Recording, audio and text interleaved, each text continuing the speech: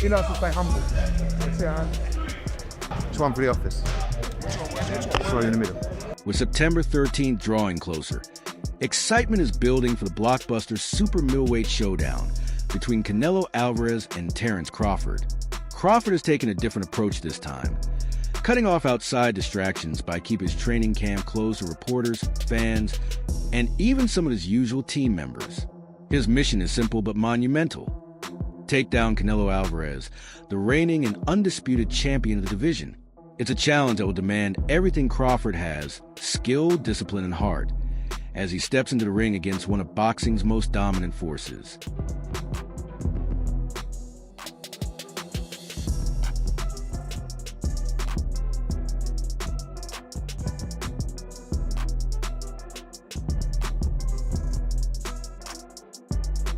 Crawford, stepping up from the 154-pound super welterweight ranks to test himself at 168, brings with him the reputation of being a master of adjustments, slick footwork, sharp timing, and punishing combinations. But this time, the climb is steep. He's entering a division where Canelo Alvarez has reigned supreme for years, carving out a legacy of dominance.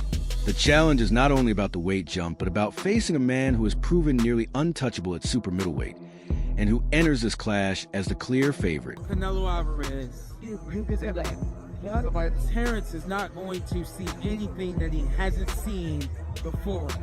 No, he hasn't seen this beast on fight night, but he's seen versions of this beast for a very, very, very long time. People have said that he's a blown-up 147-pound fighter. If you remember, he said it was hard for him to make 147 when he fought Errol Spence Jr. I was like, yo, how is that possible? I didn't realize, like, he was really doing everything that's needed to gain the weight properly. Most fighters don't know how to gain weight and fit into a weight class properly. Still, Crawford refuses to be shaken by the odds. He's committed to doing whatever it takes to secure victory, even if that means cutting himself off from the outside world. His secluded camp in Colorado Springs, completely shut to media and visitors, highlights just how locked in he is for this fight. Much of the buzz has centered on his preparation, as he transitions from competing in lighter divisions to taking on a challenge at 168 pounds. The jump from 154 to super middleweight is no small leap, especially against someone like Canelo, who naturally carries more size and strength in this class. But Crawford's team insists they've been meticulous, ensuring he doesn't fall into the same traps as other fighters who moved up too fast or without the right adjustments. Preserving his trademark speed, agility, and fluid style remains their top priority. Canelo is the last fighter in our generation that's a Hall of Famer, that got the biggest name in the sport. So, I chose to go up in weight and to actually try to conquer him from, all his achievements in the division. So why not? I just respect him as all. He's a great fighter. He's, a good boxer. He's a good counterpuncher. He's never, off balance. He got a good chin. He got good power. Got, good movement when he want to move. What is there to not say about him? No, I got you. Now, with all of that, as you rattled off, we'll call it the scouting report, right? What will you have to do to be your best version in order to get this victory? I think just be myself and just don't get careless in the ring and, stay sharp all 12 rounds if it goes 12 rounds. I think that's the only thing that, I need to do and make sure that in training that I sharpen. That said, the size factor looms large. Canelo is naturally built for the 168-pound division, and his blend of raw power and relentless pressure makes him a nightmare for anyone who shares the ring with him. Crawford, on the other hand, has earned his reputation through razor-sharp accuracy, brilliant timing, and one of the sharpest fight IQs in boxing. But while Crawford's strengths lie in skill and precision, Canelo's success has often come from overwhelming opponents with his physicality and strength across multiple divisions. For Crawford to succeed, his strategy will almost certainly revolve around staying a step ahead, using movement, speed, and smart tactics to neutralize Canelo's size advantage. To determine, in their mind, that Terence Bud Crawford would lose to Canelo Alvarez, or is going to lose September 13th to Canelo Alvarez, as he is sparring here middleweight WBC world champion Carlos Adames, who is 24 wins, 1 loss, 1 draw, 18 wins by way of knockout. And people are saying that Carlos Adames, who's 5'11" with a 73-inch arm reach, is having his way with Terence Bud Crawford. And this is an indication that the 168-pound Canelo Alvarez, who's 5'7" with a 70-inch arm reach, is going to have the same type of success and knock Terence Crawford out. But what people are not paying attention to is Terence Crawford is standing right in front of Carlos Adames and taking the big punches from Carlos Adames as he's standing in the pocket and counterpunching him and taking his blows at a smaller weight class while competing at 147. Now he bulked up. Another storyline heading into this matchup revolves around Canelo's recent outings. Though he still holds the undisputed crown at super middleweight, some observers have begun to wonder if the miles on his career are starting to show. His most recent victory over William Skull, while decisive on paper, left critics debating whether the Mexican icon is still operating at his absolute peak. Crawford has openly acknowledged Canelo's legacy and greatness, but he's also been clear he wants the best version of Canelo on fight night. For Crawford, this isn't just another challenge. It's a career-defining moment, and he believes that for both men, September 13th will demand nothing short of their very best. On top of that, I may get a copyright because I think he's playing some music, but I like the song so much, we'll just delete it later. Either way, after that, I showed Canelo Alvarez on the slip rope when he was preparing for his last fight in William Skull.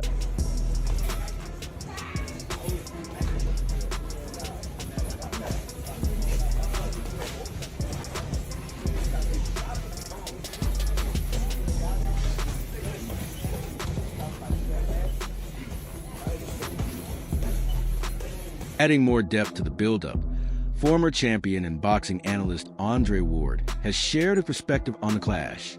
Known for his sharp breakdowns and high-level fight IQ, Ward points out that Crawford and Canelo actually have a lot in common stylistically. Both men blend power with technical skill, operating as classic puncher boxers. But Ward also stresses that in a matchup of this caliber, recklessness could be costly. To win, each fighter will need to strike the perfect balance, using their power effectively while maintaining the patience and discipline to avoid costly mistakes. Wink. So you've accomplished everything. You're a first ballot Hall of Famer. You've been undisputed now in 2 weight classes. This will give you undisputed championship in the 3rd weight class. But not just that, you know you're fighting an all-time great, and you know that the credit's gonna go to you if you beat a guy like Canelo Alvarez at 168. Is that why you want it? Well, when I beat him. When you beat him. Definitely. You know, the stakes is high. You know, it's high risk, high reward type of fight, and I'm looking forward to it. When would you say, from memory, that you first thought this fight was a real possibility, that you started thinking about this fight actually happening? Well, I started thinking about it, you know, a couple of years ago when they started talking about Spence fighting Canelo. Then just, you know, sizing him up, like, all right, how tall is he? You know, how long his arms and things like that, just sizing him up like that and going to his fights and things like that. And when he walk out the ring, I'm looking at him like, all that big, you know, so me talking to him with Turkey and Turkey not wanting to fight. And me like, yeah, this is the fight that I want, being that, you know, he's the last. Adding even more intrigue to the build-up, former light heavyweight title holder Antonio Tarver has given his take, predicting that Crawford could emerge victorious. While he's quick to acknowledge Canelo's greatness and the danger he poses, Tarver views this as Crawford's sternest challenge yet, both physically and stylistically. Still, he believes Crawford's ring IQ, combined with his speed, rhythm, and unpredictability, might create problems that even a seasoned veteran like Canelo will find difficult to solve. You know, big weight jump, a dangerous fight, but somebody's got to prove to me that they can break Terence Crawford's will and that he can't figure it out against you. You know, it ain't no disrespect toward Canelo, but I've said this the last couple of years. I'm not betting against Terence Crawford against nobody right now. Still, not everyone is sold on Crawford's chances of shocking the world. Regis Progrise has warned against overlooking the size and strength advantage Canelo brings to the table, especially with Crawford making such a dramatic jump in weight. Progrise reminds fans that Canelo has already gone toe-to-toe with heavy hitters like Sergey Kovalev and Gennady Golovkin and came out on top. He also cautions that moving up could cost Crawford some of the speed and pop that defined his style, potentially tipping the scales in Canelo's favor.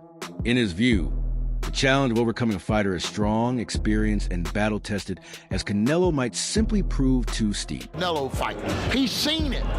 He went through it 2 or 3 times already. He knows how this ends. You can tell the way he shadow boxes. He visualizing Canelo being right there in front of him. You understand? Look at the movement. That's all you got to do. Look at the movement. And that's the type of master boxer that Canelo is going to be facing. And the only thing I say is Canelo hasn't faced an opponent like this in a long time.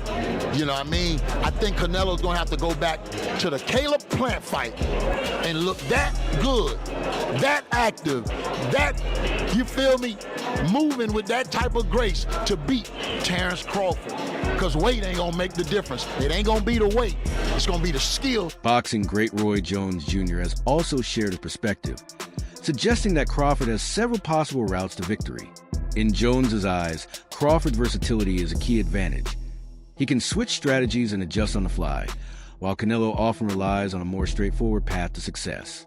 Jones believes that Crawford's adaptability and relentless drive give him the edge heading into this showdown. Still, he admits that if Canelo executes the right game plan, he's more than capable of flipping the script. I think that Crawford has the ability to outbox Canelo. You got to look at it, and then Canelo's older. Crawford has the ability, but he's small, you know, and he can look bigger in. Crawford could look bigger in the weigh-ins and all that stuff, but it's always a difference. When you get that fight with somebody, you can tell. Same thing with Jamel. Jamel fought him, the twin. He fought Crawford, and in all the stuff, the weigh-ins and the press conference, Jamel looked like the bigger man. You know, his head, his neck, everything looked bigger. But when they got in the fight, you can tell. You can see who really was the bigger man. And I think that's the same thing. Crawford is putting on weight, but it's not weight. Like Canelo had the weight already. He doesn't have to put on muscle. He doesn't have to do that. He's already big like that.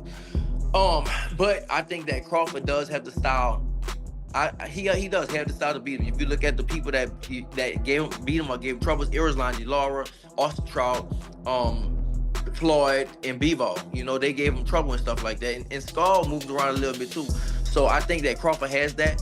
But I don't know how Crawford is gonna respond when he gets hit. Same thing with Jamel. Jamel was undisputed at 154, and Canelo hit him and shit. Jamel was like, hell no. Jamel took a knee, you know. So it's a big difference. And Crawford had that one fight at 154, and he didn't, you know, Madrimov would touch him up a little bit. And this is nowhere close to Madrimov. You talk about Canelo. Now, if it was just another bigger guy, I would go with Crawford. But you talk about great. This might be. I mean, people might kill me for it, but well, not really. But this might be the best. Former heavyweight champion Andy Ruiz has also chimed in, recognizing that both men are stepping into a tough battle. While openly supporting Canelo, Ruiz acknowledges the natural size advantage the Mexican star brings into the ring. At the same time, he points out that Canelo has shown vulnerabilities against southpaws in the past, something that makes Crawford's stance and style a serious threat. Ruiz stops short of naming a favorite, but he predicts a high-stakes, action-packed showdown that could swing in either direction. That he can fight, the only correct fight that he can fight, he does have a chance, and I think he could be victorious. If he doesn't fight one way, he can only fight to win. Terence Crawford has 6. Veteran trainer Abel Sanchez, best known for his long run with Gennady Golovkin, has taken a more critical stance on the matchup. He highlights that Crawford's relatively quick jump in weight, going up over just 14 to 15 months, could prove costly. In Sanchez's view, if Crawford had spent more time gradually building his frame for move to 168, he might be better prepared for someone as physically imposing as Canelo. The worry, Sanchez explains, is that the added bulk could strip Crawford of the speed and sharpness that define his style, advantages Canelo will be eager to exploit.